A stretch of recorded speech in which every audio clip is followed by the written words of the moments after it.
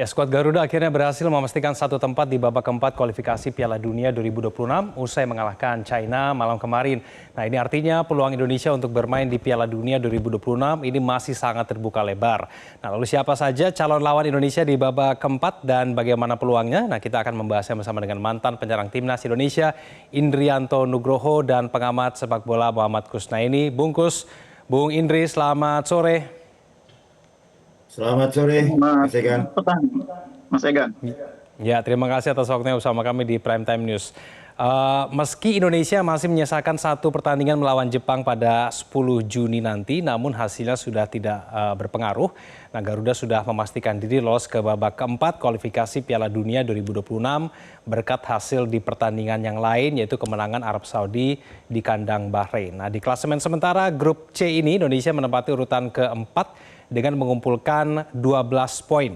Poin skuad Garuda dipastikan sudah tidak akan terkejar oleh Bahrain dan China yang berada di bawahnya, sementara Indonesia hanya berselisih satu angka dengan Arab Saudi yang menghuni peringkat ketiga. Bungkus, bagaimana analisa Anda kemenangan Indonesia melawan China yang kemudian menentukan kelolosan Garuda ke babak keempat, Bungkus? Ya, saya melihat memang terjadi yang namanya konsistensi performa ya dari timnas kita dalam dua laga terakhir. Sesudah mereka dikalahkan oleh Australia, tim ini mengalami perbaikan yang signifikan di pertandingan selanjutnya lawan Bahrain. Dan performa itu kemudian mampu kita pertahankan di pertandingan kemarin. Mungkin yang agak sedikit berkurang adalah kemampuan pemain mempertahankan game plan dan ritme permainan. Kemarin lawan China di babak kedua kita agak sedikit menurun. Ya, ini juga mungkin faktor kondisi lapangan yang sangat panas karena kita sudah masuk musim panas ini. Bulan Juni ini bagi Indonesia kan musim panas. Bagi pemain Eropa tentu menjadi tantangan tersendiri main di GBK dengan penonton yang begitu penuh, 70.000 orang. Ini menjadi tantangan tersendiri, makanya di babak kedua kelihatan banyak pemain yang menurun dan harus digantikan. Tapi secara umum kalau kita lihat 30 menit pertama, itu pemain Indonesia sangat baik. Bahkan China itu hanya punya satu peluang ketika 30 menit awal. Saya pikir itu gambaran kualitas permainan kita sebetulnya di 30 menit awal, meskipun memang kita belum bisa mencetak gol. Nah, ini yang saya pikir harus di-maintain di pertandingan berikutnya lawan Jepang pada saat away nanti. Kalau menurut saya pertandingan lawan Jepang itu tidak boleh kita lepas ya. Tapi harus kita manfaatkan sebagai kesempatan untuk mengukur kualitas tim secara keseluruhan. Artinya materi pemain yang ada ini cukup nggak untuk mengarungi putaran keempat. Kalau menghadapi Jepang dengan tim yang bisa disebut lapis kedua, katakanlah kita kedodoran, tentu akan menjadi catatan bagi pelatih. Putaran keempat tentu harus lebih diperkuat lagi gitu ya. Jadi pertandingan keempat, pertandingan terakhir lawan Jepang nanti bukan pertandingan yang tidak punya arti, tapi justru kesempatan berharga untuk mengukur kualitas dan kesiapan tim memasuki putaran keempat. Kalau Bung Indri melihatnya bagaimana catatan Anda dari pertandingan semalam? Seperti apa, Bung Indri?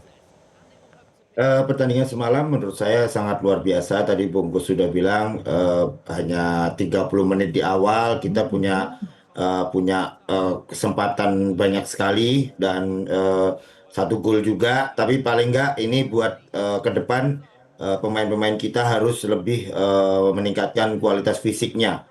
Dan padahal sebenarnya mereka juga sudah mendapatkan kesempatan untuk berlatih kemarin di Bali juga bahwa mereka sudah adaptasi dan aklimatasi cuaca cukup baik. Tapi ya ini Jakarta ini cukup panas kemarin. Jadi beberapa pemain di menit-menit ke 60 itu udah mulai kedodoran gitu Mas Ika. Lagi-lagi Oleh Romdin menjadi bintang dan mencetak 3 gol dari 3 laga beruntun. Menurut Anda performa Oleh Romdin seperti apa, Bung Indri? Sangat luar biasa. Tiga pertandingan, 3 gol ini sebuah rekor juga bagi seorang striker. Apalagi Romeni juga baru naturalisasi belum lama, tapi sudah menunjukkan kualitas sebagai striker yang bisa yang tajam lah kasarnya gitu. Tapi paling enggak ya ini yang dipunyai oleh Romeni, kesempatan 1 gol dan membuat kita menang dari 3 pertandingan. Oke, baik. Lalu siapa saja calon lawan Indonesia di babak keempat nanti? Nah, sejauh ini sudah ada Uni Emirat Arab dan Qatar di grup A, kemudian di grup E ada Irak, dan kemudian ada satu lagi antara Oman ataupun Palestina, dan kemudian di grup C sudah dipastikan antara Indonesia dan Arab Saudi. Lawan berikutnya adalah Jepang, tapi kita sudah mungkin berbicara mengenai babak keempat nih, Bungkus. Menurut Anda bagaimana nih peluang kita ketika menghadapi negara-negara yang berasal dari Timur Tengah ini di babak keempat nanti seperti apa, Bungkus? Iya, sepertinya kita juga sudah mengantisipasi kemungkinan itu ya, karena kita sudah punya agenda uji coba menghadapi Lebanon dan Kuwait nanti, dan itu saya pikir hal yang pas ya, bulan September ada uji coba melawan dua negara dari Timur Tengah, karena lawan kita di putaran keempat ini hampir semuanya tim dari Timur Tengah. Ada Oman yang mungkin harus bersaing lagi dengan Palestina, ada Irak, ada Qatar, ada Uni Emirat Arab, dan ada Arab Saudi. Kita mungkin tidak akan bertemu lagi dengan Arab Saudi karena sudah bertemu di fase grup ya, tapi kita akan bertemu dengan Irak, Qatar, Uni Emirat Arab, Oman, 4 negara yang head to head-nya semua menang lawan Indonesia. Kita ini hanya kalah tipis dengan Oman ya, 4 pertemuan kita sekali imbang, 3 kali kalah.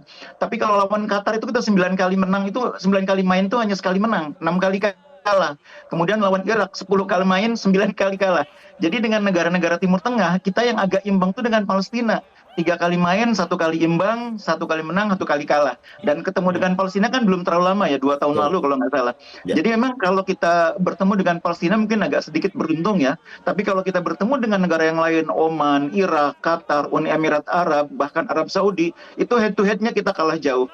Karena itu memang sangat penting di bulan September kita beruji coba melawan Lebanon, melawan Kuwait, supaya pemain betul-betul memahami kultur sepak bola Timur Tengah.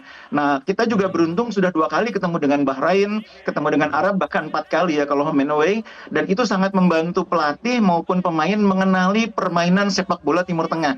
Karena banyak pemain yang kita miliki saat ini, itu mungkin nggak kenal permainan Timur Tengah, karena mereka selama ini mainnya kan di Eropa.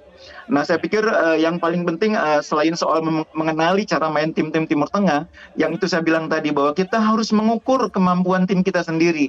Pertandingan lawan Jepang harus betul-betul kita manfaatkan sebagai barometer. Apakah kita siap untuk bersaing di putaran keempat, di mana lawan kita semuanya tim yang kuat. Nah, Bungkus, Arab Saudi dan Qatar ini disebut-sebut menjadi tuan rumah ya nanti di babak keempat. AFC juga sudah memastikan format yang digunakan nanti adalah sentralisasi, bukan kandang dan tandang. Dengan format seperti ini menguntungkan Indonesia tidak, Bungkus? Iya, memang biasanya home turnamen seperti ini itu memberikan prioritas kepada tim yang peringkatnya paling tinggi ya, atau peringkat FIFA-nya paling tinggi. Dan saat ini kan memang Arab Saudi bersama Qatar termasuk yang paling bagus peringkatnya. Karena itu sebetulnya tidak mengherankan kalau nanti akan ditempatkan di sana. Apalagi AFC, kita tahu bahwa di sana sangat dominan kekuatan negara-negara Asia Barat ya. Bagi kita saya pikir nggak ada masalah main dimanapun gitu ya. Walaupun kita misalnya lebih enak kalau main di GBK dengan atmosfer yang luar biasa seperti kemarin dengan 70.000 pendukung, tapi kita harus siap main di main di Qatar. Toh kita juga beberapa kali sudah bermain di Timur Tengah. Bahkan ada sisi keuntungannya sebetulnya. Pemain-pemain yang dari Eropa kalau ke Qatar itu kan jam terbangnya lebih pendek. Betul. Kalau ke Indonesia harus 18 jam, ke Qatar mungkin cuma 6 sampai 8 jam. Waktu recovery-nya jadi lebih pendek gitu ya. Tapi memang tantangannya lagi-lagi soal cuaca. Sedikit keuntungannya, mainnya nanti kan bulan Oktober. Di Arab itu sudah agak sedikit teduh ya. Kalau mainnya bulan Juni, memang bisa menderita mereka di lapangan ya. Oke, baik. Peluang timnas Indonesia di babak berikutnya akan kita bahas usai jeda. Pemirsa jangan kemana-mana, kami akan kembali.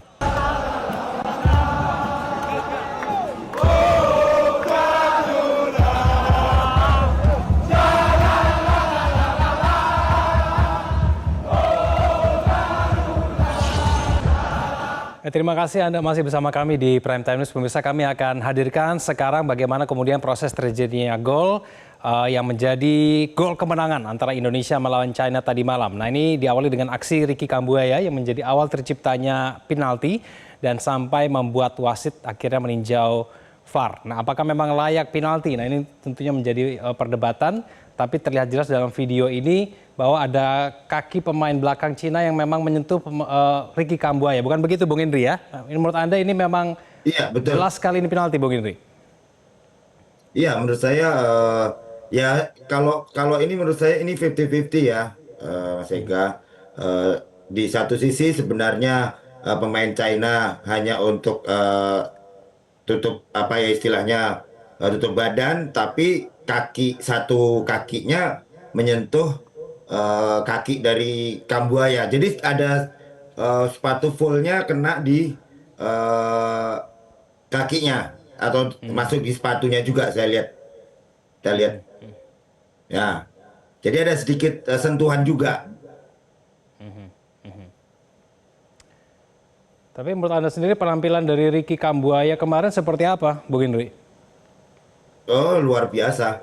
Ricky karena di timnya juga lagi bagus-bagusnya juga dan kesempatan bermain dan tidak disia-siakan oleh Ricky Kambuaya. Dari dua kali main di dua kali pertandingan lawan Bahrain dan lawan China, menurut saya sudah 80% lah kalau menurut saya Ricky Kambuaya di pertandingan tadi malam. Ya, ya.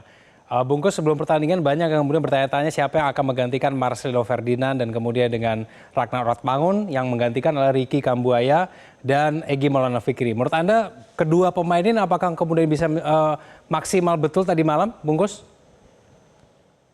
Iya, semalam itu sebetulnya Coach Clifford agak sedikit mengubah sistem bermain ya.